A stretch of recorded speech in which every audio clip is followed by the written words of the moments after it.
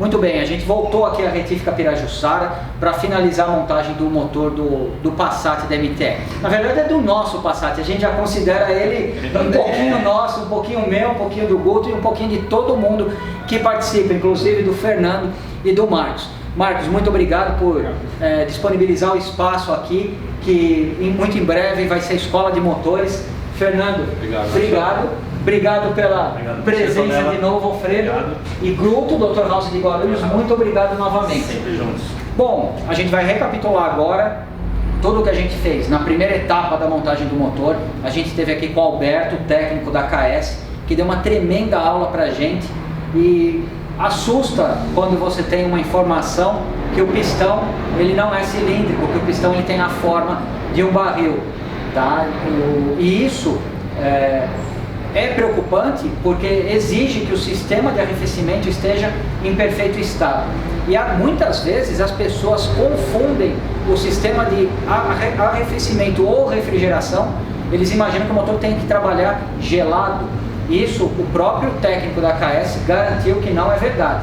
Existe uma temperatura ideal de trabalho do motor para que todos os componentes mecânicos dentro dele estejam nas medidas, nas tolerâncias especificadas de trabalho a quente.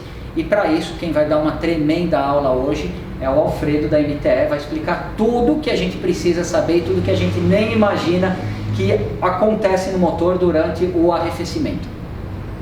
Vamos lá, Alfredo, o que você pode dizer para a gente a respeito do sistema de arrefecimento? Acho que é muito importante entender o sistema ar do sistema refrigerado a água, né? Qual que é a diferença grande, né? Então esse foi o primeiro, praticamente, motor da Volkswagen refrigerado a líquido, né? Sim. A gente chama água, mas não é somente a água, né? Tem essa mistura, às vezes, com aditivo e tudo mais. Então é um sistema muito mais, assim, o melhor controle de temperatura em todo o motor. Você consegue controlar mais as temperaturas em partes do motor, concentrado em algum ponto, uma parte no cilindro, ou a parte mais traseira do motor. Você consegue, pelas galerias, você ter esse controle melhor da temperatura. A circulação por líquido também faz com que o motor tenha mais potência. Você tem um controle melhor da temperatura. Isso aqui é uma máquina térmica. Sim. Né? E também totalmente ineficiente, né? 30% que se aproveita disso tudo. Com o sistema de refrigerado a água, você consegue aumentar um pouco esse rendimento. Pelo controle de eficiência, controla melhor a temperatura do trabalho, você consegue ter mais energia e mais, vamos dizer, transmissão para as rodas um pouquinho melhor do rendimento desse motor. Outra grande vantagem é o ruído, né? Você compara o motor refrigerado a ar, que ele é mais aberto, porque você tem refrigerado. E o motor refrigerado a água, você já tem esse compartimento mais fechado, mais compacto, e o ruído diminui bem, né? Então você tem melhor performance, melhor distribuição, maior durabilidade no motor, em função disso, e o controle do ruído, que é muito melhor para esse motor, né?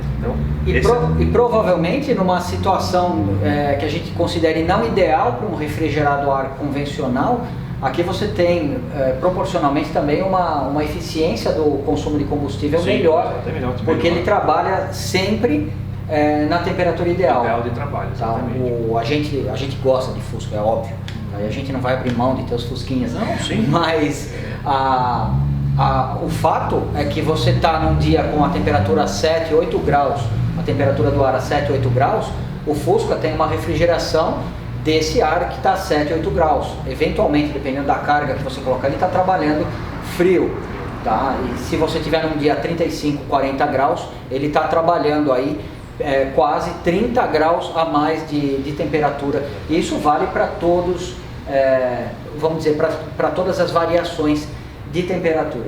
Alfredo, antes de você apresentar para a gente todos os detalhes da refrigeração, voltando também na questão do Fusca, a gente percebe ali que na parte que mais esquenta do Fusca, que é o cabeçote, as aletas de refrigeração, elas são muito maiores, isso a gente observa em motos refrigeradas a ar também, elas são muito maiores do que na parte de baixo do cilindro. Depois o cilindro também, ele tem o próprio formato cônico ali das aletas, como se fosse mais importante dissipar na parte de cima do que na parte de baixo.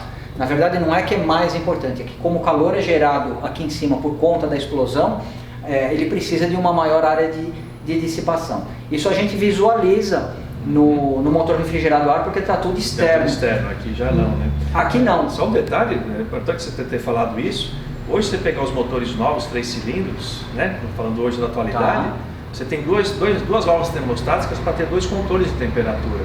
Deixar aqui mais frio, porque aqui é mais quente, então faz associação com a letra, e a parte de baixo, um outro circuito para ficar mais quente por causa do óleo. Para manter o óleo na temperatura ideal. Exato. Então o 3 cilindros representa exatamente as maiores em cima para refrigerar uma parte mais quente e menor embaixo para deixar mais quente. É a mesma associação com o motor a ar. Mas uma dúvida minha que surgiu agora, são 2 circuitos independentes? São circuitos independentes no sistema. Ele tem 2 válvulas termostáticas, 2 temperaturas de abertura. Uma bomba. Com uma bomba só, mas circuitos independentes para tentar manter 2 temperaturas no controle. E você consegue também, interessante, o motor a ar teve uma limitação na questão de potência, mas na questão de emissões também. Né? Você chegou a um ponto que não conseguia mais com o motor virado a ar, com todas as suas vantagens, atingir os pontos de queima ideal, né? e emissões. Então hoje você praticamente não usa mais o motor virado a ar em função dessa dificuldade. Contrapartida, um sistema virado a água, você tem mais elementos, você tem mais componentes, você tem mais um cuidado maior com a manutenção, cuidados até olhar para o ponteiro do painel, aí começa um outro tipo de preocupação, que é, vamos dizer, a desvantagem do sistema refrigerado a água. E no caso, por exemplo, aqui do cabeçote, a bomba, ele já vai apresentar a bomba, que as peças estão todas ali, que a gente vai ter oportunidade de aprender um pouquinho de cada item. Mas no caso a bomba, ela está gerando um fluxo de líquido da água com aditivo. É forçado, esse circuito é forçado. É forçado. Então, eu estou deduzindo, se a gente for fazer um comparativo com as aletas do cabeçote do refrigerado a água, eu imagino que, por exemplo, na parte relacionada aqui ao escapamento, talvez a água passe numa velocidade maior, ele tenha a galeria seja um pouco maior para que o fluxo de água ali consiga trocar calor melhor. É mais ou menos isso que a gente tem. Então não existe somente o design externo, o design dos dutos de admissão, dutos de escapamento. Provavelmente a engenharia tomou todo o cuidado possível para fazer todas as galerias de refrigeração ali no dimensionamento correto para que você tenha a temperatura aqui uniforme, não somente no cabeçote como no bloco. O desenvolvimento de produtos para controle de temperatura, a gente participou bastante disso. É muito complicado, porque você não existe uma conta a ser feita. Não, bota no computador que ele vai te fazer a conta. A temperatura é muito empírica, você controla exatamente na amostragem. Então, para você chegar no produto ideal, numa temperatura ideal de motor, ou dos próprios componentes que controlam, é muita amostra, é muito teste, é muito prático, não é porque você não consegue calcular que temperatura aqui é ideal. É muito no prático, no teste, né? E claro, você tem uma noção mais ou menos de como vai trabalhar o motor. Quando mudar o combustível, por exemplo, não é? Com álcool, com etanol, para gasolina, para o diesel, começa a mudar essa relação também. Então, é bem interessante assim, um projeto, ele é mais prático do que teórico para desenvolver um sistema de arrefecimento. Né? Uma dúvida, quando foi desenvolvido entre a Volkswagen e a MTE, toda essa solução aqui, isso demorou quanto tempo para ser aprovado? Aprovado, aquilo foi um trabalho, acho que de uns 8 meses para se chegar. Uns 8 meses. E muita gente trabalhando. Muita gente trabalhando, muito teste, não, muda 80 para 82, para 85, isso era na base do teste, ainda mais o primeiro motor da Volkswagen, né? Então foi o primeiro desafio também para a própria montadora, para a própria Volkswagen na época, de ter um virada água. Para ela, era totalmente só a área que resolveu o mundo, né? E claro, ele fez muito isso, fez a história da Volkswagen. Quando veio a água gerada a líquido, vamos dizer, aí sim o negócio foi bem interessante o desenvolvimento. E muito rápido, né, Tonel? Um ano depois de lançado na Alemanha, esse carro veio para o Brasil e foi lançado aqui. Foi a engenharia brasileira deu show naquela época, nos anos 70. Você imagina aquilo, que dificuldade que foi. Sim, deve ter sido, não existia internet, telefone, não existia computador da forma que a gente conhece hoje, e-mail, WhatsApp, não existia nada disso. Então as trocas de informações são muito interessantes. A gente considera que o prazo de 8 meses foi extremamente rápido, né? Foi uma vitória tanto da própria Volkswagen, né, como também dos seus fornecedores, todos eles, inclusive a MTE, né? Tá legal. Bom, agora a gente pode conhecer as peças que vão compor o sistema de arrefecimento. Nós vamos começar hoje, basicamente, na questão bomba d'água e no termostato, né? Tá. E assim, como é que eu sei quando o termostato está funcionando, por exemplo? Então, se você olhar para veículos que tem um painel, que tem um ponteiro, quando o ponteiro, quando você liga o motor, está frio, tá? Então, Ali começou o sistema a trabalhar, você deu partida no carro, aquele ponteiro começa a subir. A hora que ele para, é o momento que a válvula abriu. Tá? Por quê? Porque aí você deixou que o fluxo de líquido antes ficado no motor, ele começou a trazer mais um componente importante, que é o radiador. Tá? Então, o consumidor, a audiência que está assistindo a gente, como é que eu sei que a válvula abriu? É quando o ponteiro para de subir. O ponteiro para de subir, a válvula abriu. Né? O que é a válvula, quer dizer a válvula abriu? Ela começou a trazer um líquido que estava aqui armazenado no motor, começar a circular e colocar o radiador, porque o radiador é que esfria o líquido. Tá. É ele que abaixa a temperatura do líquido, é o radiador. Eu preciso jogar esse líquido para lá.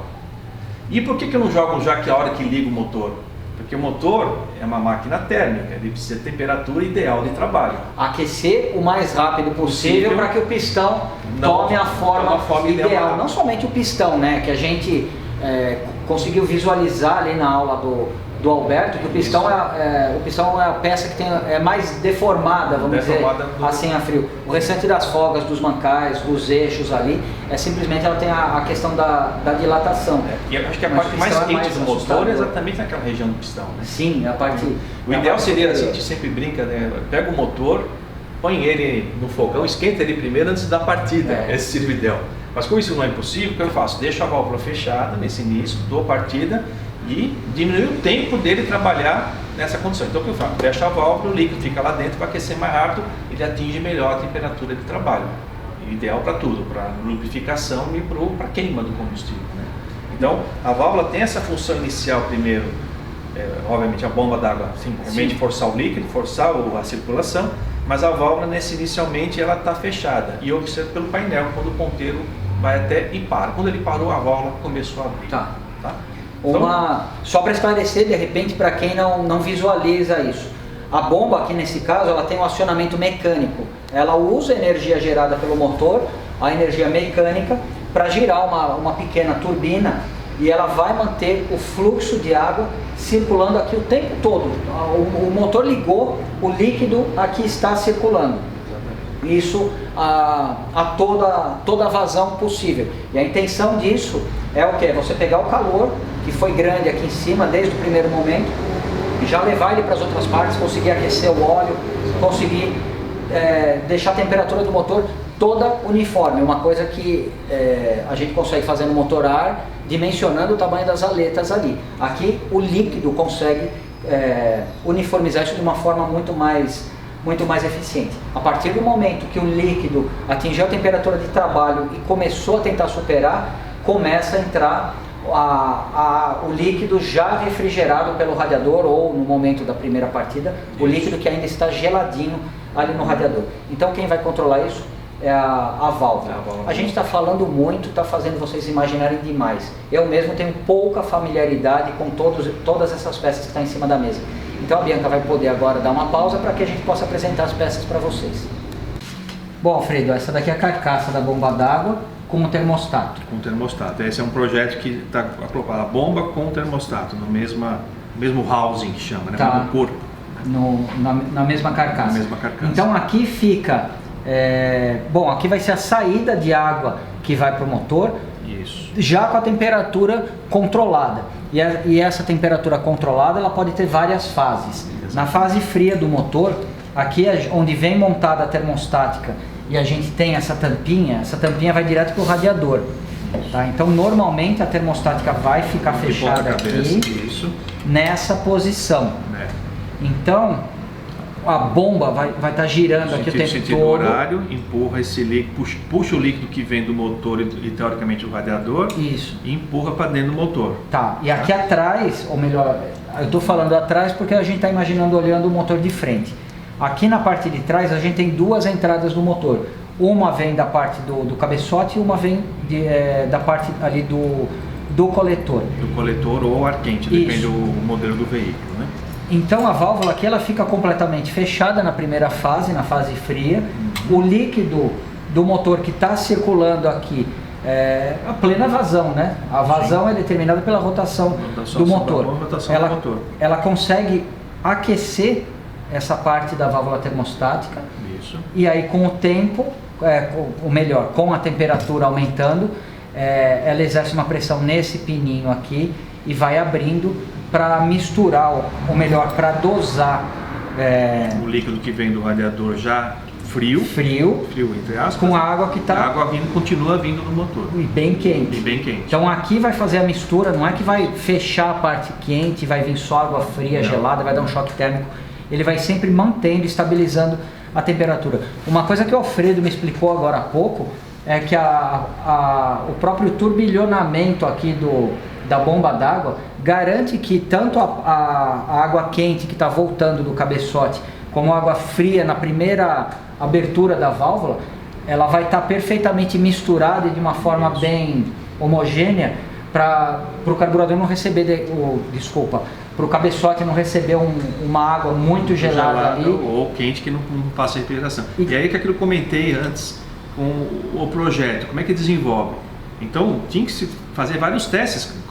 Qual o ponto de abertura dessa válvula? Porque nessa hora que você vai ver a quantidade de líquido quente, como é que ele está, e frio do radiador. Essa mistura foi feita na base do teste, vai trocando as válvulas, as temperaturas até chegar no ideal.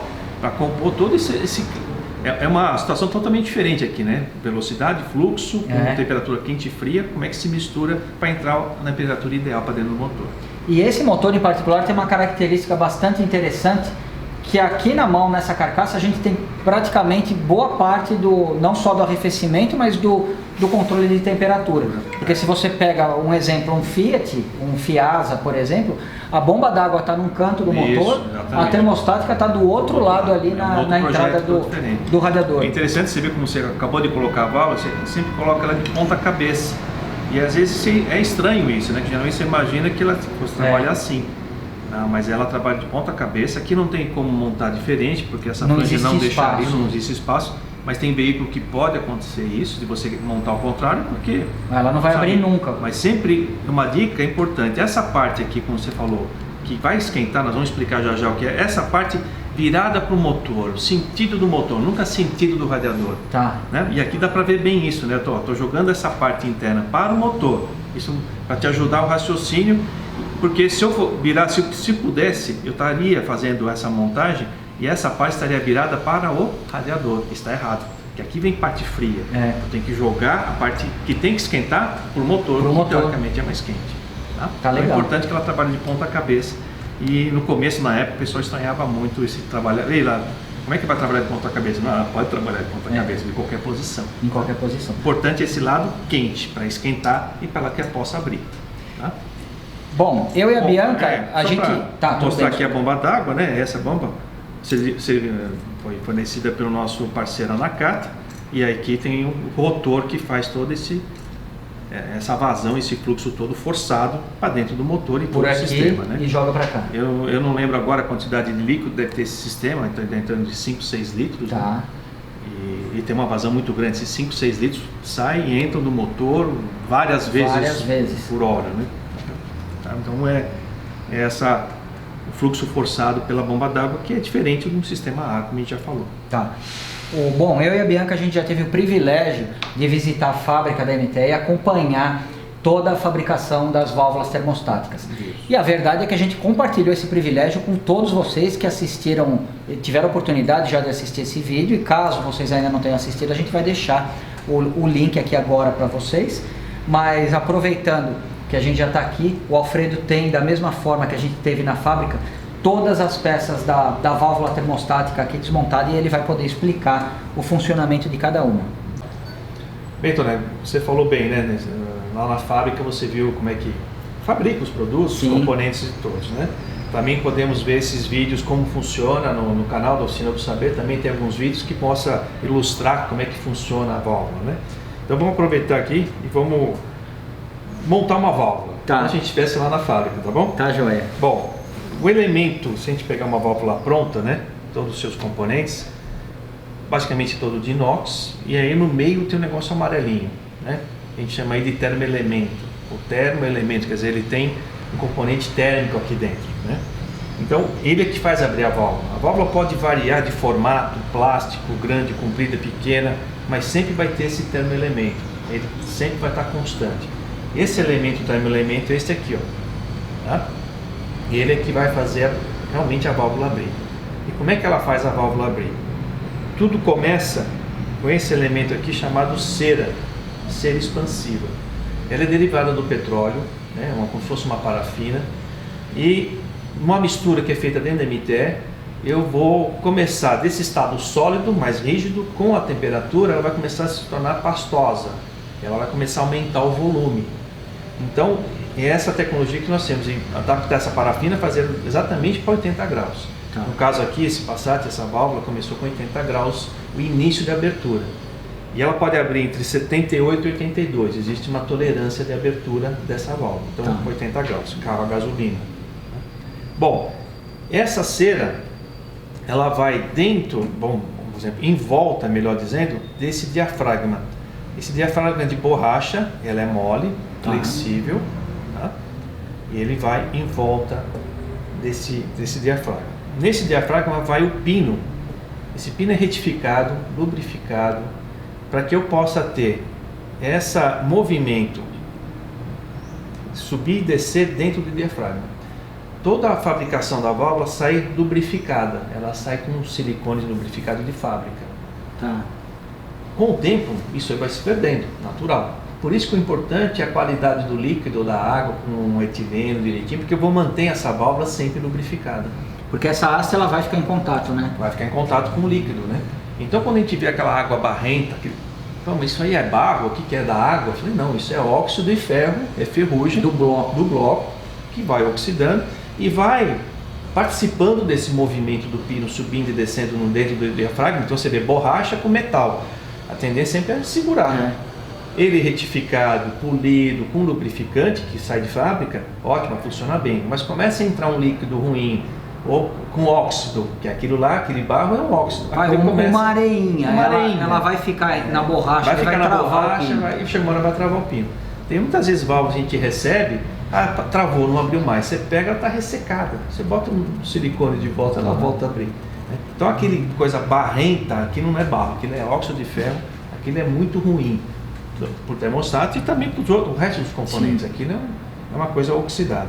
Bom, aí eu pego esse conjunto e coloco aqui dentro desse termoelemento. Eu começo a formatar e proteger essa cera para que ela possa crescer e não vazar, né?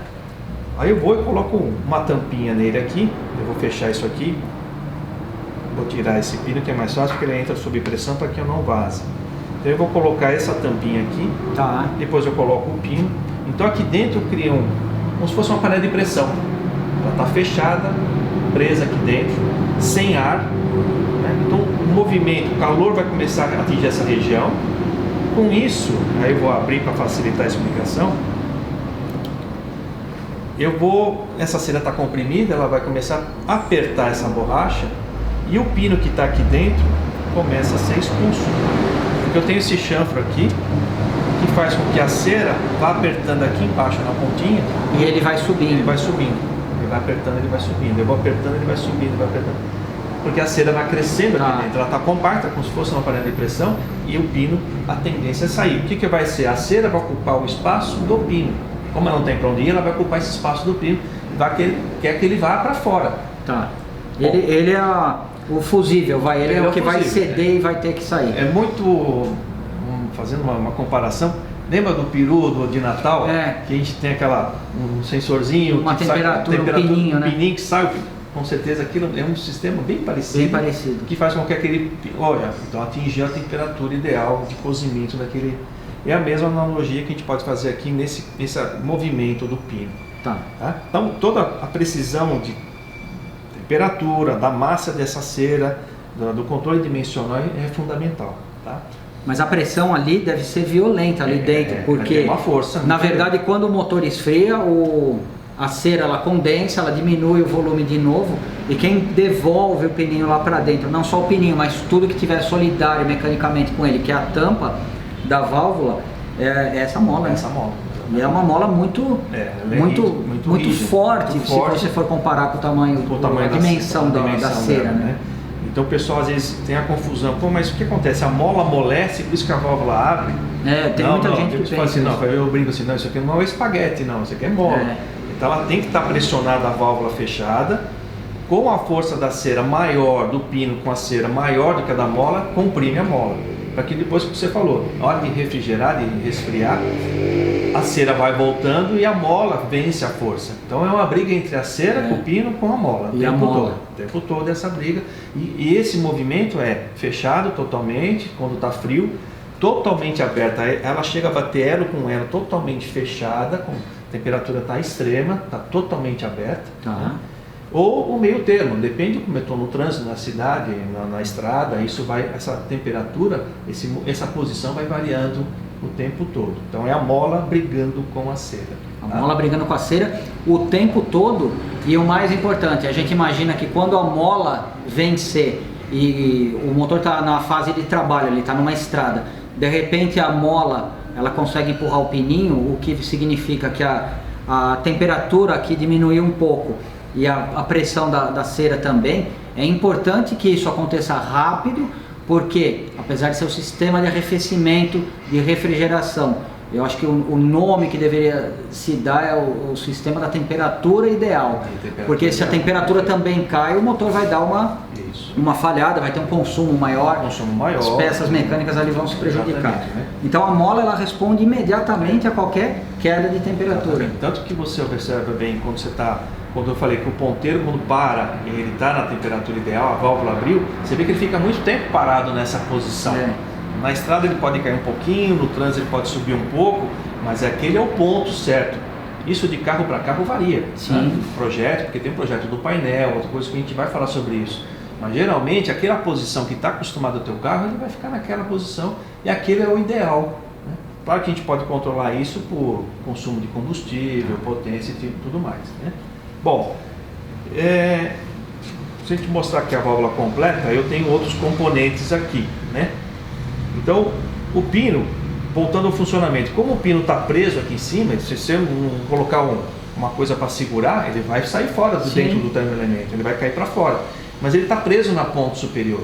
E aí o que faz? A ação e reação, se está preso aqui, o restante do conjunto desce. Ele empurra o termoelemento, na verdade. Não é o pino que passeia, é o termoelemento que passeia. Em vez do pino subir como ele está preso, quem passeia é esse conjunto todo. E esse conjunto aqui, ele vem uma válvula presa aqui nele. Essa válvula que fecha, é uma válvula dentro da válvula. Fecha a passagem do líquido, ou abre a passagem do líquido. Tá. E ela está aqui dentro, ó, dentro dessa válvula aqui, ela fica aqui dentro. Ela carrega o termoelemento que puxa e é que dá essa abertura do líquido, tá vendo? Tá, passa muito líquido, não passa nenhum líquido. Não passa nada. Não é? Porque o elemento ele está aqui dentro, né? Ele vem aqui dentro, esse elemento fechando a válvula. Tá? Então todo líquido, uma coisa que eu falar que é muito importante, depende do projeto do carro, a válvula mesmo fechada pode vazar. Não é estanque igual uma torneira, que você apertou, não pinga. Tem projetos que passam muitos litros por hora fechada. É uma questão de projeto, de segurança, que mesmo numa situação crítica você pode chegar até um socorro, porque aquela vazão é suficiente para manter o motor numa temperatura mínima que não prejudica. Então, mesmo as válvulas, depende do projeto, ela não é estanque, ela não fecha totalmente, ela sempre vaza um pouco. 40% dessa abertura dessa válvula, desse movimento, já é o suficiente praticamente para toda a refrigeração.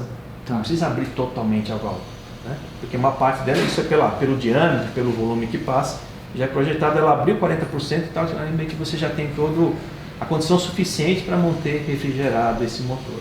Tá? Legal. Bom, esse tipo de válvula que vai no Passat, ele tem mais uma válvula, né? Se a gente olhar aqui, ele tem mais uma outra partezinha aqui atrás. Para que serve essa válvula? É chamada de válvula bypass. Se você pegar uma outra linha, muitos produtos não tem essa parte, só tem a parte de cima. Tá? E depende do projeto, do fluxo de líquido, que a gente pode mostrar depois no motor. Quando essa válvula está muito aberta, está totalmente aberta, essa parte aqui vai fechar um retorno do motor. Porque por esse projeto eu preciso que nessa condição de temperatura, todo o líquido não dê mais aquele retorno para o motor, todo o líquido vai para o radiador. Então essa válvula bypass chega a estar muito quente e vai fechar esse retorno e todo o líquido que antes vinha passando por ali, ele vai ser direcionado direto para o radiador. Então nesse caso você teria as três opções, vamos dizer, com todos os gradientes entre elas. A primeira seria 100% da água que está no bloco circular por ali e não entrar nenhuma água fria. A partir daí você pode ter a mistura em todas as proporções possíveis das duas, até numa situação extrema de temperatura, toda a água que sai do motor vai para o radiador e volta para o motor. Exatamente, são 3 situações, totalmente fechada, meio aberta, meio na condição de mistura ideal e totalmente aberta, né? Fechada, normal, e totalmente aberta, e aí ela está fechando algumas passagens para poder refrigerar. São aí condições extremas, o começo e o fim, né? O meio que é o ideal para manter a temperatura ideal do trabalho. Tá? E aí nós temos uma outra mola aqui, ó, um pouquinho melhor, mais fácil, que é só para acomodar esse movimento no tubo que eu estou fechando. Tá? Então ele vai entrar dentro de um tubo e eu vou acomodar para restringir esse fluxo. Também não é estanque, não é 100%. Então com esse movimento, é outra molinha aqui, eu faço esse controle. Então se alguém jamais arrancar essa parte, né? Às vezes já peguei um caso do pessoal cortar isso aqui que não serve, não serve, tem essa função. No momento de alta temperatura você direcionar o líquido para o radiador. Então, o motor pode entrar em superaquecimento sem isso. Então é uma válvula muito tradicional, essa foi a primeira válvula da MT na época, né? Que foi desenvolvimento junto com a Volkswagen. Então tem um movimento de abertura, o líquido passa nessa região primeiro e daqui vai para o radiador. Tá? Então todos são esses componentes e os cuidados que tem que ter com a válvula.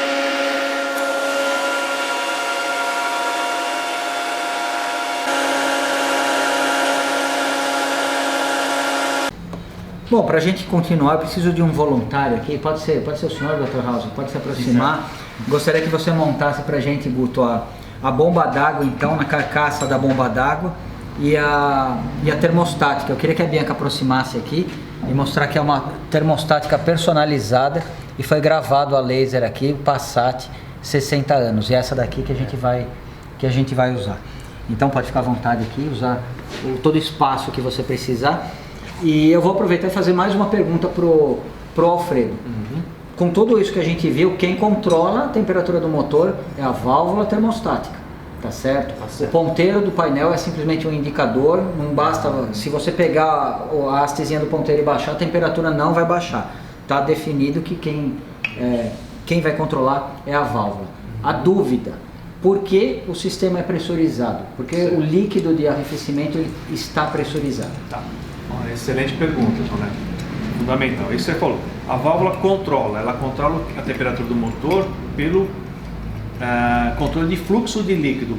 Tá. Ora ela restringe para o motor, ora ela manda para o radiador. Quem refrigera o líquido, quem esfria o líquido é o radiador. Ele é feito para isso, chama-se radiador para isso. Vai passando nas aletas, com ar externo, o carro em movimento ou pela ventoinha, ele vai esfriar dentro do radiador. Então quem esfria, quem controla é a válvula termostática. Tá. Como você falou, o ponteiro é um indicativo. Você pegar qualquer painel de carro, acho que do mundo, sempre vai ter o velocímetro, o combustível, que é o do tanque, e a temperatura. Sim. Pode ter outras coisas, outros relógios, mas esse é fundamental, essa informação. Né? Então, o ponteiro ali é apenas um indicativo, vem de um sensor de temperatura, depois nós vamos falar sobre ele, indicando a temperatura. É fundamental, então, que o dono do carro, quem está dirigindo, acompanhe essa temperatura. Tá. Fundamental. Mas quem você falou, controla é a válvula. Não invente nada, não tire a válvula, coloque outra temperatura, não siga exatamente o que é recomendado. Tá bom, o que acontece com pressurização? Que agora o sistema veio pressurizado. O que acontece? A água é o melhor trocador de calor que existe, não tem outro igual. Ele realmente, você não tem contato com uma superfície, vai arrancar calor e vai tirar esse calor lá no radiador, né? Tá. Vai esfriar lá. Só que a água, ela tem um problema, que ela ferve, isso aí não tem como mudar, é a lei igual à gravidade, não dá para mudar a lei da gravidade. É a lei da questão dela entra em ebulição, ela entra em estágio de vapor a 100 graus Celsius ao nível do mar, numa atmosfera, né? Então a pressão está lá, ela não tem como mudar isso, ela vai ferver a 100 graus. Bom, se eu subir, vai passar, por exemplo, em São Paulo, que é 760 metros de altura, essa temperatura já vai para 96 graus, né? Então ela vai ferver a 96 graus. E o motor trabalha muito mais alto do que isso. Então, um sistema que, se não for pressurizado, ele não está sempre fervendo. Então, o sistema é pressurizado, quando aumenta a pressão, o ponto de ebulição da água aumenta, ele altera. Isso é físico, né? Não tem como mudar isso. Então, se eu colocar pressão no sistema, esse ponto de ebulição vai aumentar.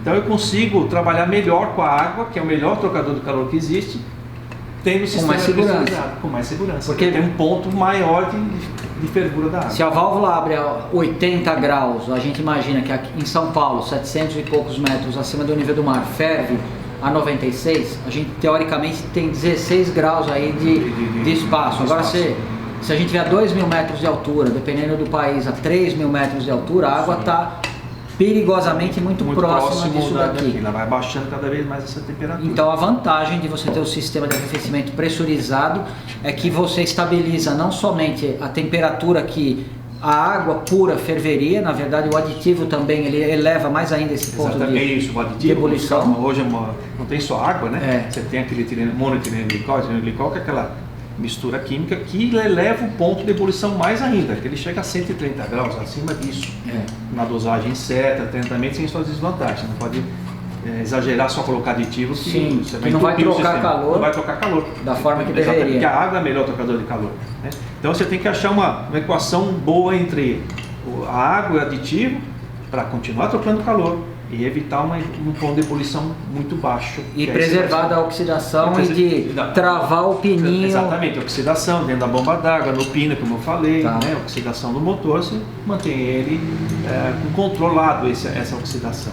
Então, e o sistema, antigamente, quando você põe o ponto de aumentar a temperatura da água, aumenta a pressão, o sistema é pressurizado, o líquido vai para algum lugar, ele tem que ir para algum lugar. Antigamente, quem controlava essa pressão é a tampa do radiador, com a questão desse carro. E do lado da tampinha do radiador tinha um tubinho, que essa água que cresceu, que aumentou o volume, virou vapor e sai por ali. Esse fica aquela mangueirinha que cai no chão.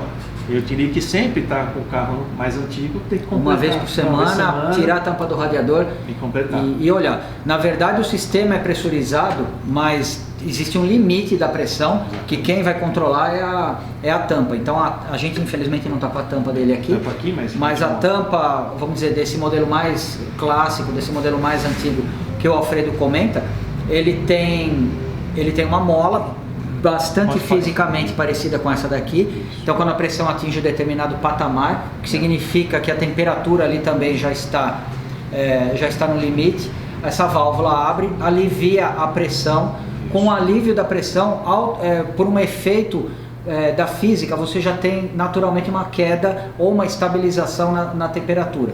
Se você aumenta a pressão, você aumenta a temperatura, mas se você diminui a pressão por um aumento teoricamente de volume ali, por uma diminuição do líquido que você tem, o efeito colateral seria uma queda de temperatura, que é o que vai manter tudo em ordem ali. A vantagem do pressurizado, se você tiver ao nível do mar, ele vai manter na mesma pressão, porque é uma mola. Se você tiver a 3.000 metros de altura, ele vai manter na mesma pressão, porque é uma mola. Então, ele é controlado pela pressão dessa mola, todo o sistema. Pela pressão de uma mola. Então é um sistema de controle bastante confiável. A desvantagem é o que ele falou. Se pegar um Opala antigo, por exemplo, um carro dos anos 50, 60, tinha uma tampinha no radiador e o caninho, uma mangueirinha que vazava o vapor lá para baixo, ficava pingando, gotejando. No momento que a temperatura esfriasse do radiador, o líquido de arrefecimento ele diminuiria de volume, voltaria. Isso, aí ficaria em quantidade insuficiente para refrigerar. Insuficiente para refrigerar, mas na própria tampinha tem uma válvula de retorno. Para você permitir que entre o ar. Então, por isso que é normal, você pega um Opala, você tirava a tampa, sempre falta uns 4, 5 centímetros ali para preencher. Isso. Uma evolução desse sistema, alguém bastante genial teve uma ideia de pegar essa mangueirinha e não jogar no chão. Isso. Levou a mangueirinha para um nível um pouco mais alto. e colocou um reservatório não pressurizado, que é isso que a gente tem no Passat.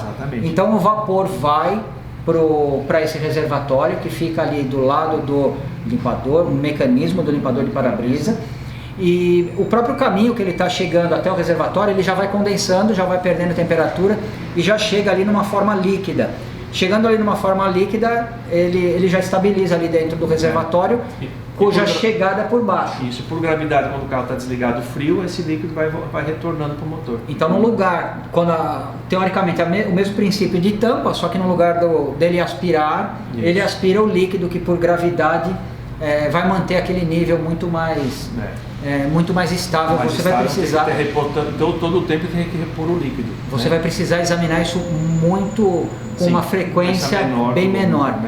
Em relação a sempre que você parar no posto de gasolina, o cara querer completar a água, o que você pode dizer a respeito? Hoje que é muito visível, né, esse reservatório, hoje essa tampa do radiador, só antes de falar da tampa, a tampa sai do radiador, hoje ele é selado, o radiador está selado, não tem mais tampa dos novos, e toda essa função de pressão e deixar entrar o ar novamente é pela tampa, aquela tampa plástica. Pelo reservatório de plástico agora, que é muito fica mais rígido um pouco agora, mais alto, muito mais rígido, mais forte. Então você vê o fluxo de pressão que entra ali de água e toda a tampa é que faz esse controle. Essa questão da pressurização é igual a panela de pressão em casa.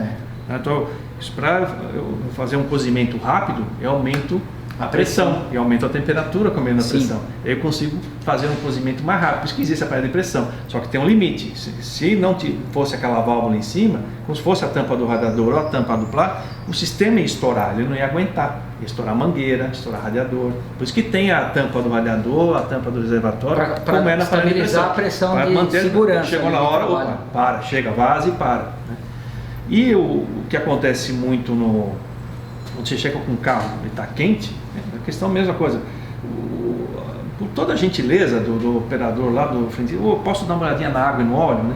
Então não façam isso jamais, porque o carro está quente. Então esse líquido está todo expandido, o óleo está todo espalhado. E é muito comum que ele vai abrir o reservatório está normal. De repente, quando ele abre, ferve dentro do reservatório. Por quê? Porque eu tirei a pressão, a temperatura. Voltei a pressão atmosférica. Porque se é 96 graus em São Paulo, aquilo entra, parece uma chaleira de fervendo dentro do reservatório. E aquele vapor todo vai se perdendo o líquido, sai, risco de queimadura. Quantas já vimos frentistas machucados, queimados, o rosto queimado, né? Porque ele vai lá ainda olhar. Então, não façam isso jamais. Todo o sistema de medição de fluidos tem que ser com motor frio, de manhã antes da partida. Tanto o óleo como o líquido de arrefecimento. Questão de segurança e questão técnica. Né? Eu não consigo medir o volume ou o nível de quantidade que tem lá dentro com esse sistema quente. Não, é impossível. Ele está irreal. E o óleo, isso daí é um truque antigo, né? Porque sempre que você parar no posto e o cara for olhar a vareta do óleo, você não esperou 10, 15 minutos para todo o óleo descer ali, ele vai te mostrar a vareta, vai fundir o motor. E aí você consome ali meio litro de óleo, um litro que vai ser em excesso para o motor. Excesso sabe que vai ser prejudicial também ao motor, né? Como é também o líquido, não posso colocar líquido demais, porque eu não tenho esse espaço dentro do sistema para ele expandir. Se eu encher ele de líquido, por isso que o reservatório tem um mínimo e máximo também no reservatório. Você precisa ter um espaço de ar ali para ser comprimido. Para ser comprimido, eu tenho que ter esse espaço. E quando esfria, eu tenho que voltar esse espaço, porque tem uma válvulinha que deixa entrar. Porque eu tenho que ter esse pulmão dentro do sistema e tem um limite para isso, porque eu não posso também ter muito ar no sistema, que eu não consigo trocar calor. Se tiver um bolsão de ar, alguma coisa aí é outro problema. Aí tem que fazer aquele sistema de sangria, que é tirar o ar em excesso. Porque o ar não troca calor na mesma quantidade, porque eu falei, o melhor fluido é a água. O ar é um dos piores fluidos, né? Tanto que dificulta a relação no carro a ar. É verdade. Ele troca calor, mas não é igual a água. Então eu tenho que manter esse espaço para fazer esse tipo de deixar o líquido crescer e voltar sem se perder. Né? Sem estourar o sistema. Legal. Bom, e aí, Guto? O que você pode dizer pra gente? Bomba d'água já está. Você mostrou ele montando, Bianca? Ele montou direito? Acho que sim. Tá bom. O que você acha então da gente instalar ela no motor do Passat? Vamos colocar a termostática antes ou... Eu acho que é mais fácil montar antes, né? Montar antes pela posição, mostrar pela ela posição, é. Isso, exatamente. A colocação do anel, acho que a gente pode montar aqui, né? Posso discordar? Porque a pessoa, quando ela tiver um problema ou for fazer uma revisão na termostática, ela não vai estar com isso aqui na mão. Então a gente... Muito obrigado, Dr. House. Então o que a gente vai fazer agora, a gente vai virar o motor de lado a 90 graus para imaginar, se você estiver fazendo uma manutenção corretiva ou preventiva, a visão que você vai ter, o espaço que você vai ter para fazer essa troca. E muito bem lembrado, porque é uma posição chata realmente. Você tem que ficar embaixo do radiador e ficar com a válvula olhando ao contrário, né? E tem que fazer isso frio. Frio, exatamente. Então o Guto, ele vai fazer a instalação dessa carcaça, é bastante simples, a Bianca aproxima um pouco. Aqui a gente tem a entrada do líquido de arrefecimento no bloco do motor, e aqui a gente tem os 2 parafusos que ajudam a suportar essa carcaça.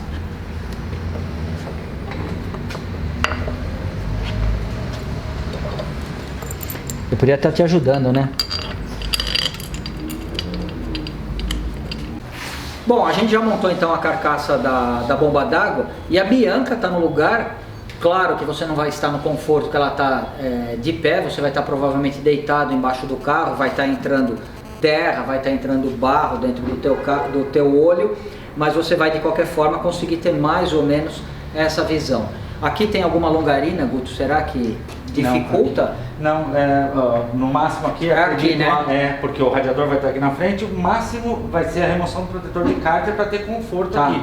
Senão a remoção da mangueira que vai para o radiador já vai ajudar. Tá bom. Então agora vai ser a montagem da termostática. A termostática propriamente dita, aliás, personalizada.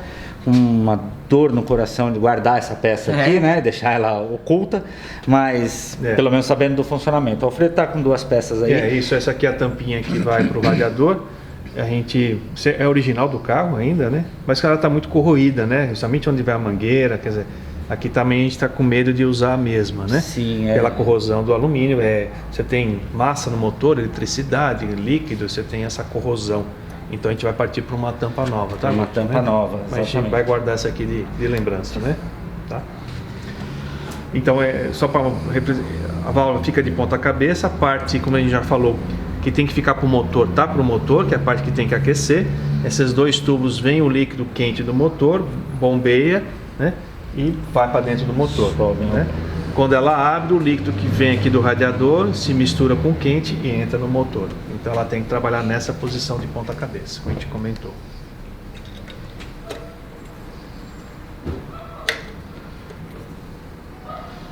Fica com Deus, minha filha. Os parafusinhos estão aí.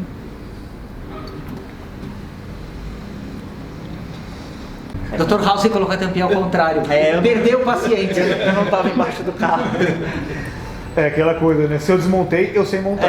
Mas se você tivesse o carro, seria montar certo, porque você está vendo o radiador Eu tinha que falar, aqui ele falou, caindo água no olho, sujeira. Quente, né? Porque você parou na estrada. Eu vou admitir, eu fiz isso de propósito para eu poder olhar para ela de novo. Bianca, por favor, eu não vou me contentar de deixar essa válvula aí dentro. Na montagem do Passat vocês não vão ver, mas eu vou tirar ela daí. Mas agora eu vou falar uma coisa. Graças a essa válvula, graças a esse projeto, que a gente tem o privilégio de estar aqui hoje comemorando os 60 anos da MTE. Exatamente. Com a válvula que veio a Thomson, que é uma data importante para nós, uma aquisição de uma tecnologia que não tínhamos. Né? E a boa notícia, quem fabricou essa consegue fabricar várias com a mesma qualidade. Várias com a mesma qualidade.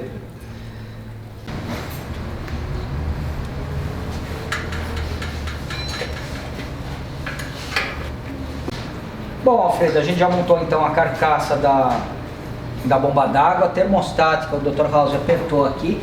Então eu acredito que o que a gente poderia mostrar de forma estática do sistema de arrefecimento, a gente finaliza por aqui. A gente infelizmente não vamos conseguir montar as mangueiras, não vamos conseguir montar o radiador, isso daí somente depois que tiver tudo no carro. A gente poderia fazer essa explicação, essa aula do sistema de arrefecimento em 2 etapas.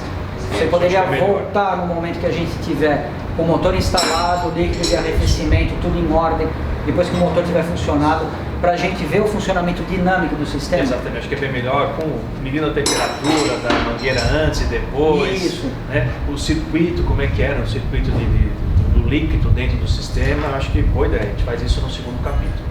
Bacana. Bom, então agora que a gente finalizou a parte do arrefecimento, pelo menos da parte do arrefecimento que é possível a gente montar nessa ocasião, a gente não tem nada além do distribuidor, da bomba de combustível. Isso daí a gente pode fazer a montagem lá no local, mas tem um detalhe aqui que, voltando no paralelo que a gente sempre traça em relação aos Fuscas, se o motor de Fusquinha tiver nessa configuração, a gente colocar velas, gasolina, óleo, e ele tem tudo para funcionar. Aqui a gente ainda não tem uma coisa que no Fusca a gente garante no momento que a gente está fechando a carcaça, que é o sincronismo entre o virabrequim e o comando de válvulas. Mas eu acho que a gente tem uma boa surpresa agora, né, pro pessoal? Acho que temos, né? Bom, depois da tremenda aula de arrefecimento que a gente teve com o Alfredo, a gente recebe aqui o Luciano da Gates. Prazer. O prazer é todo nosso. Luciano, vai, tudo bem? Bom, Alfredo. Estava aqui nos bastidores, assistiu a aula de arrefecimento e agora chegou a vez da gente ter uma aula do Luciano a respeito do sincronismo do motor e da aplicação correta da correia dentada. O que você poderia falar para a gente a respeito disso? Antes de mais nada, boa tarde a todos. Tá? Boa tarde. Bom, muito importante, aqui nós estamos com o motor desmontado, isso é lindo e maravilhoso, né? Sim, fora do sabe carro, que né? O mecânico sofre um pouquinho mais para ter essa visão total do sistema, mas é muito importante o que? Alguns conceitos, principalmente limpeza. Percebemos que aqui está limpo, não é porque está no carro que tem que estar sujo, não, temos que limpar. Desmontou, tirou a tampa de proteção, verificar o sistema como um todo antes de botar no sincronismo e antes principalmente de colocar uma nova correia, que nenhum derivado de borracha é tolerante à contaminação por combustível, petróleo e assim por diante. Então a limpeza no sistema é muito importante, antes de mais nada, que nós temos já o sistema bem limpo, obviamente, que está com o motor retificado. Aí sim, nós vamos verificar os outros componentes. Desmontou, tirou tudo, tirou a correia, verificar o estado dos dentes, das engrenagens, das polias. Por quê? Uma polia afiada, ela vai danificar a nova correia. Então é muito importante que esteja tudo ok. Verificou, está tudo ok, dentro da medida. O que seria essa polia afinada? Afiada, né? Afiada, que afiada. Como se fosse uma faca água mesmo. mole, pedradora, tanto bate até que fura, né? A mesma coisa polia. O pessoal fala, pô, mas a borracha junto com o metal danifica o metal? Sim, vai desgastar com o tempo, como tudo desgasta, né? Todos os componentes. Aqui nós estamos com o dente bem plano, está ok, está dentro de uma tolerância muito boa, então isso não vai provocar danos prematuros na correia. Começa a machucar a correia entre os dentes, no fundo dela. E isso vai levar ao desprendimento dos dentes. A correia começa a perder mesmo. Perdeu um, perdeu dois, perdeu três, perdeu o dente suficiente para dar uma volta no virabrequim, ela vai sair do ponto, ela vai pular realmente o dente e aí vai danificar o sistema do comando de válvulas. Quando você diz uma volta no virabrequim, ela perdeu uma sequência de dentes que ela consiga pular ali. Numa média de 10 dentes é o suficiente para ela já pular o virabrequim. Pular 10 dentes sequenciais. Exato. Ela tem que perder, ficar banguela de 10 dentes na sequência. Perdeu o primeiro, o segundo já vai precisar de menos 50% da força que perdeu o primeiro, vai perder o segundo e assim por diante. Então normalmente ela perde os dentes de forma sequencial. Tá. Perdeu o primeiro e vai embora. Uma dúvida, eu sou um mecânico amador, eu trabalho no fundo do quintal da minha casa e eu acho que muita gente que está acompanhando essa série vive na mesma realidade que eu, muitas vezes restrito por ferramentas, mas muitas vezes com vontade de fazer a manutenção no próprio carro. Claro, aqui a gente está num ambiente extraordinário, a gente está numa situação de laboratório aqui com o motor perfeito, motor limpo e o motor novinho. Eu já troquei várias correias dentadas e a gente sabe que quando a gente para um carro para fazer isso, a situação é muito diferente do que isso daqui. Eu acredito que o profissional já saiba o que ele pode fazer, mas eu gostaria que você desse um resumo aí para eventualmente o amador, o que ele tem que observar, claro, se ele tiver o conhecimento, se ele tiver as ferramentas necessárias, mas o que ele precisaria observar, não somente na questão de limpeza, mas por exemplo, se for uma troca de correia preventiva pela questão do tempo, o que vale a pena ele aproveitar, se for o caso fazer, por exemplo, retentor, se ele percebe um vazamento de óleo por algum retentor, o que você recomendaria que ele pelo menos visualizasse antes dele entrar no serviço aí? Sim, muito importante, tá? A parte do retentor, a parte de rolamentos, observar sempre se não tem perda de lubrificação desses rolamentos. Tá. Significa que já é hora de trocar. O que pertence ao sincronismo do veículo não tem discussão, troca-se tudo. Porque, Luciano, mas eu vi na internet que um tensionador pode durar até 2 trocas de correia, pode ser uma vez sim, uma vez não, mas você está correndo um risco desnecessário. Porque hoje em dia nós temos contaminação por fuligem, nós estamos no trânsito nosso, o odômetro está parado, mas o motor está girando. Sim. Então o veículo que rodou 70 mil quilômetros, o motor rodou 100. Então, hermeticamente fechado dentro de uma sala com testes de laboratório, um tensionador dura numa média de 100 mil quilômetros. Mas na situação de rua, ainda mais no nosso Brasil, que nós temos temperatura, várias variações de temperatura. Uso severo, né? Uso severo. Regiões litorâneas que tem contaminação por maresia, regiões próximas a mineradoras, regiões de Minas Gerais, que tem que se antecipar todos os componentes, na verdade. E situação de trânsito, como em São Paulo, Rio de Janeiro, Recife e outras capitais do Brasil. Então, não adianta tentar salvar peças que vai danificar caso ela dê problema. E vai danificar o sistema, vai provocar um dano no cabeçote do motor. Sim. Então, o custo para se trocar os kits, os componentes, é muito barato perto do problema que ele pode causar. Se não for feita a manutenção corretiva uma forma correta. Então, componentes, rolamento, tensionador, rolamento de apoio, troca-se. Você já vai saber que o sistema está funcionando 100% desde o princípio. Então, se você de repente está fazendo já uma manutenção preventiva, vale a pena trocar todos esses componentes. Bomba d'água, poxa vida, né? Se ela danificar, ela vai provocar um dano no sistema de sincronismo. Quando é ligada pela bomba, pela correia dentada, eu recomendo também a troca da bomba d'água de forma preventiva. De forma preventiva. Uma coisa a se observar também nesse motor especificamente, e alguns outros que trabalham com prisioneiro, tá? Verificar se ele não está amassado, se ele não está torto ou danificado. Porque um prisioneiro torto, o tensionador vai trabalhar torto. Se ele trabalhar torto, ele vai deslocar a correia para dentro ou para fora do motor. Se deslocar para dentro, ela vai começar a encostar em algum ponto que vai começar a desfiar. Para fora, ela vai começar a desfiar na tampa de proteção. Existem casos da correia ficar com 5 milímetros e cair atrás do tensionador, por exemplo, e às vezes não quebrar. Mas o sincronismo perdeu e danificou também o sistema. Então, verificou todos os outros componentes, está tudo ok, é hora de começar a então se preocupar em colocar o veículo no ponto. Bom, Tonella, a Gates aqui nos contribuiu com o Passat, com o kit, chama kit de transmissão Gates. E acho melhor o Luciano falar o que tem dentro. Opa, vamos lá, Alfredo. Muito obrigado. Obrigado pela... Já vou abrir aqui o kit. Apoio. Então aqui nós temos o tensionador, o motor AP, bem embalado. No plástico para evitar ressecamento também, perda da lubrificação dele. E a correia dentada sincronizadora, com a identificação, obviamente, da marca Gates. No caso das correias originais, tá? Ela não vem gravada no número original, isso é uma exclusividade da montadora, mas algumas dicas valem a pena. O último campo nosso na produção das correias nacionais refere-se a um lote de data, uma data da produção, local de produção, e a posição do corte dela no tubo, tá? Então essa correia aqui ela foi cortada na posição 122 do tubo, eu sei que está quase ali no final dela, né? Dependendo da medida. Faz o corte da... A correia que chama de slab, ela é produzida em tubo, não existe emenda em correia dentada, muito importante isso, quebrar essa história de lenda de correia, de que quebrou na emenda, não existe emenda em correia, ela é produzida num tubo, num sentido de produção, nós temos o cordonel de fibra de vidro aqui, que é enrolado no tubo, com a jaqueta de proteção. Depois vem a camada de borracha, tudo é vulcanizado junto.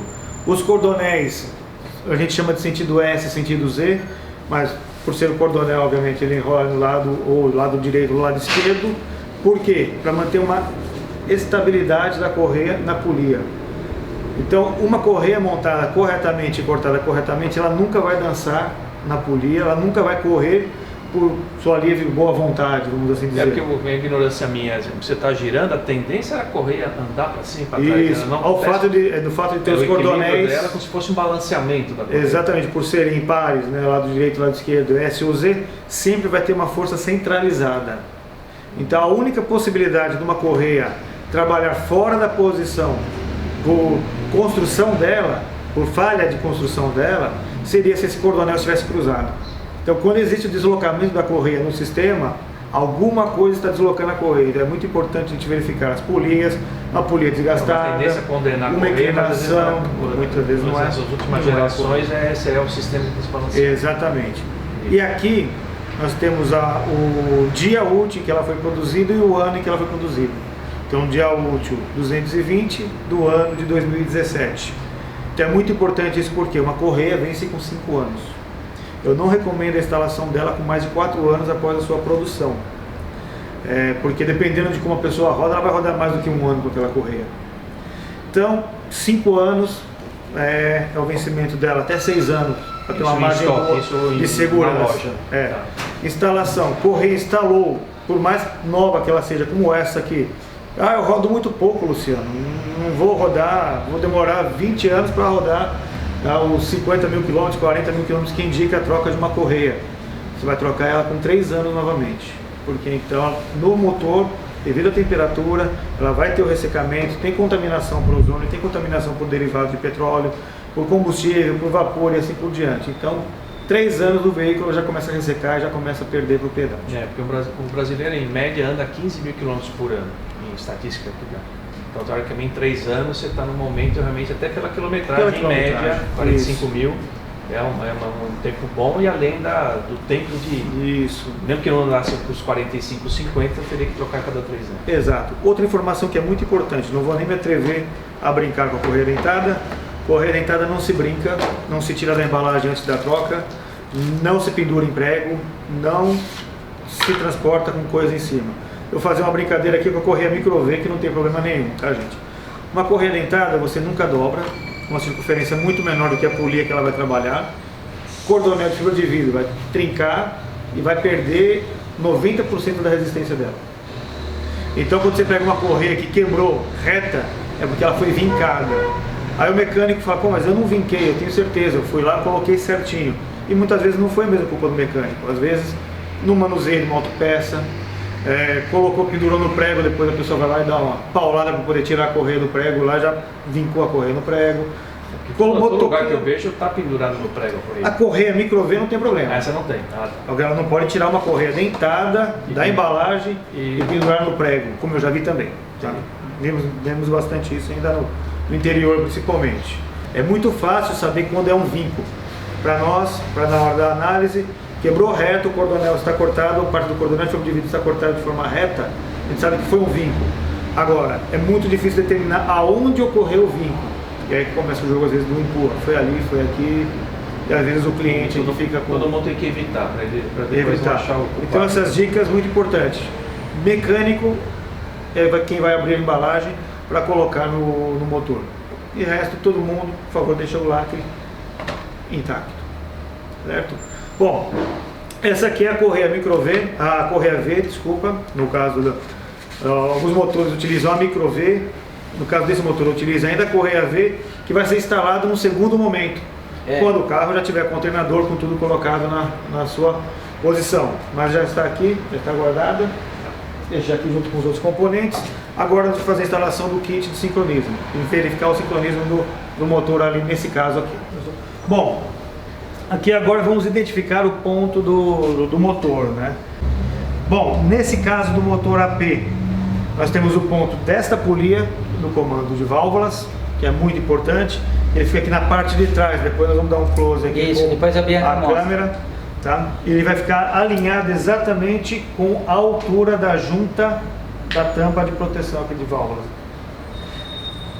Aqui na parte inferior, nós temos essa marcação. Eu vou marcar com essa caneta para facilitar o vídeo, ok, gente? Então nós temos esse ponto que deve ficar alinhado com a polia de acessórios que tem essa marcação, esse pequeno corte. Nós já sabemos que está no ponto, nós deixamos ele já no ponto virabrequim. Então, vou deixar marcado aqui, destacado, para facilitar. Então, esses dois pontos vão se casar. Então, teve esse casamento, então nós sabemos que o virabrequim também está no ponto. Está alinhado com a árvore intermediária. Com a árvore intermediária. Aqui, propriamente, não tem sincronismo, essa daqui, em qualquer ponto. Esse ponto existe para facilitar para que seja colocado o virabrequim no ponto. Então, temos aqui, sabemos que o virabrequim está no ponto. Lembramos que essa polia não tem outra posição de montagem. Tá. Então não tem como, de repente, trocar, inverter ela Sim. e colocar ela numa outra posição. Após o sincronismo desse ponto, eu vou já até marcar aqui um pouquinho mais. Esses 2 pontos bateram, existem mais 2 pontos de conferência nesse motor.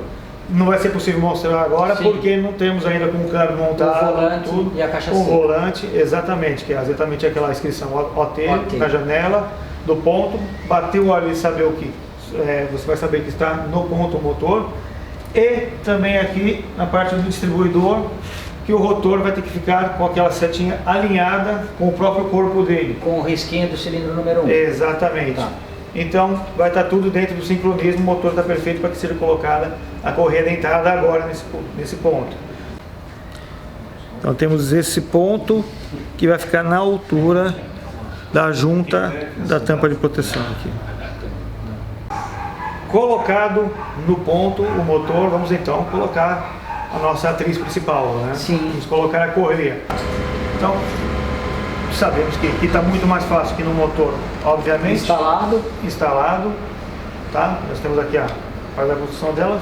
Tensionador, vou retirar rapidamente para facilitar. Deixa que eu seguro para você. Opa, obrigado. Então, aqui como nós já vimos que aqui não tem a parte do sincronismo, não tem problema. Encaixou bem. Nesse ponto eu posso colocar o tensionador com um ponto mais baixo. A parte da distribuição do peso dela faremos depois de tensionar, que é muito importante aquela questão de dar as 2 voltas depois que você faz a instalação, Para ela distribuir a tensão que foi dada aqui por toda ela, porque às vezes ela está tensionada nesse ponto, E aqui tá nós vamos tensionar aqui com a mão um pouquinho, mas você vê que aqui ela está frouxa. Pode pôr a porta? Pode pôr a porta. Já aperta ou ainda não? Só com a mão, por enquanto só com a mão. Com a mão você vê que ela nem retornou mais. Tá? Então agora nós vamos dar a tensão correta. Vou dar uma pequena equilibrada aqui, na mão um pouquinho, só para estabilizar. Já sabemos que ela não vai pular um dente a partir desse ponto. Existe uma ferramenta para esse tensionador própria, que são 2 pequenos, uma ferramentinha esticada com 2 pinos, que ela vai ajudar a alavancar, principalmente quando está instalado no motor, que tem bastante coisa na frente. Mas na falta da ferramenta, um alicate desse aqui pode ser muito bem utilizado. E aqui nós tensionamos a correia. E o quanto você tensiona ela? Eu vou demonstrar, daqui a pouco vou dar agora um pequeno, por favor, a chave 15. Tá na mão. Ainda não demos o torque final aqui, porque nós vamos exatamente verificar a tensão. Então vamos dar 2 voltas agora no motor. Antes de verificar a tensão, é dar 2 voltas. Antes de verificar a tensão, para exatamente distribuir primeiro a tensão e depois a gente dá o torque final. Então,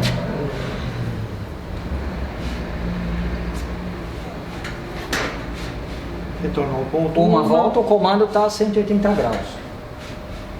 Retornou 2, vai bater de novo com o piso. Agora perfeito. Na primeira não vai coincidir, porque uma volta do virabrequim se equivale a meia volta do comando. Então, ou da intermediária. Da intermediária. Exatamente, por isso 2 voltas. Aí nós temos aqui a distribuição do peso dela de uma forma já ok. Existem 2 formas nesse veículo de se verificar a tensão, se está correta, tá? A maioria dos veículos hoje tem já a agulha que indica o ponto de tensão, ou o tensionador já é automático. Num veículo mais antigo como esse, existem 2 formas de saber. Primeiro, apertar aqui e a oscilação dele tem que ser no máximo 1 centímetro para baixo. Outra coisa, distância aqui entre as 2 polias, meio dela, aqui. Isso. Segundo ponto que eu acho que é mais fácil para verificação na oficina, é virar aqui, não com tanta força, tá gente, para não danificar a correia. Ela vai ter que chegar no máximo a 90 graus. Esse aqui eu adoro. Né? Nesse caso específico. Então, aqui, ela está num ponto bom. Perfeito. Podemos dar o torque final, nesse modelo, já na correia, no tensionador. Então, muito importante observar qual que é o torque indicado para cada modelo de motor. Na internet temos os diagramas, nós temos um livro de diagramas, motor AP. Mostra o ponto de tensão, mostra qual o torque indicado para a porta, aqui no caso, rolamento tensor, 20 newtons. Então, não é isso. Tá. Não vai retornar, não vai trabalhar travado, no caso de um outro tensionador que tem a mola flutuante, e já está adequado para montar. Obrigado pela aula, obrigado pela visita, Luciano. Eu acho que esse vídeo acrescentou muito, não somente com o Alfredo, mas com essa tremenda aula que você deu. Muitas coisas a gente não sabia, principalmente essa questão da correia ser fabricada num tubo, e esses cuidados que as pessoas precisam tomar são fundamentais aí para...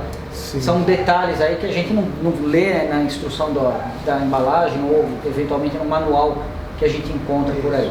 Então, queria te agradecer, muito obrigado pela... É isso, eu que agradeço a oportunidade, que afinal de contas, né, quando tudo corre bem, as pessoas, por esses detalhes, monta tudo bem, é um retorno menor que a gente tem também de ocorrências e essas coisas, muitas vezes provocadas, no caso, no ato da montagem. Né? Porque, então, na verdade, é o que a gente costuma comentar. O único que não está para se defender no caso de um defeito é o fabricante de uma determinada peça, seja de uma termostática ou seja de uma correia. Então é muito confortável, vamos dizer assim, eventualmente para alguém colocar a culpa na peça ou nunca numa não observação desses pequenos detalhes aí que você enumerou, mesmo antes na questão do arrefecimento, que o Alfredo alertou ali todos os cuidados que a gente precisa tomar. Então, muito obrigado, agradeço a Gates pessoalmente pelo privilégio de ter vocês aqui como parceiro nesse projeto. Pode vir aqui, Alfredo. Alfredo, muito obrigado, muito obrigado. Parabéns, muito obrigado aí. Muito obrigado. Parabéns pelo projeto. Muito feliz de fazer parte um pouquinho. Nós é que estamos felizes. Muito obrigado. Desse projeto aqui, o resultado vai ficar maravilhoso, pode ter certeza. Tá joia. Alfredo, obrigado pela presença mais uma vez. Por favor, Fernando, por favor, Marcos, e por favor, Dr. House, você que montou a carcaça da bomba, muito obrigado pela força nessas últimas 3 semanas aqui na Retífica Pirajussara. E o nosso agradecimento final, mas não menos importante, vai para toda a hospitalidade que a gente recebeu do pessoal da Pirajussara. Marcos, muito obrigado. Isso daqui não é um motor, é uma obra de arte, é uma obra-prima. E Fernando, muito obrigado, a gente que agradece pela hospitalidade, pelo espaço que vocês criaram. A Bianca pode mostrar aqui, a gente precisa também agradecer os outros parceiros. Tudo correu perfeitamente bem aqui. A Gedore também tem uma participação grande, porque disponibilizou todas as ferramentas necessárias e fica tudo muito mais fácil quando a gente tem a ferramenta correta. E a gente quer agradecer também o pessoal da WD-40 que disponibilizou para a gente um monte de produtos aí para que a gente possa utilizar não somente na montagem do motor do Passat da MTE, mas como nos nossos futuros projetos aí da Escola de Motores, que vai ser feito exatamente nesse espaço que vocês estão tendo a oportunidade de acompanhar agora. Então, Luciano, mais uma vez, muito obrigado. Obrigado pela aula. A gente fica feliz que, apesar de você estar aqui na frente de meia dúzia de pessoas, essa aula vai ser compartilhada literalmente com milhares de pessoas. Eu que agradeço a oportunidade. Mais uma vez. Joia? Alfredo. Mais uma vez, obrigado. Obrigado, Fernando. Obrigado, Marcos, aí, né, por tudo até agora. Muito obrigado pela ajuda. Bom, e agora a gente finaliza a parte do motor do Passat aqui na retífica. Faltam pequenos detalhes, como a tampa aqui da correia, a montagem da polia, a outra polia, mas uma série de coisas aí o Marcos vai providenciar antes da gente poder levar o motor para ser montado no Passat da MTE. Muito obrigado por verem os nossos vídeos e até lá.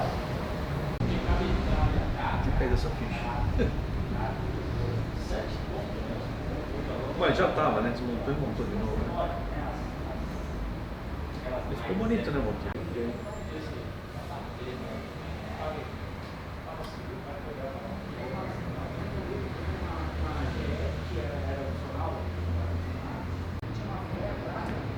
Depois tem tapeçaria, acho que dá um vídeo legal, tapeçaria, tem que montar isso lá dentro da oficina, tem que só combinar a data.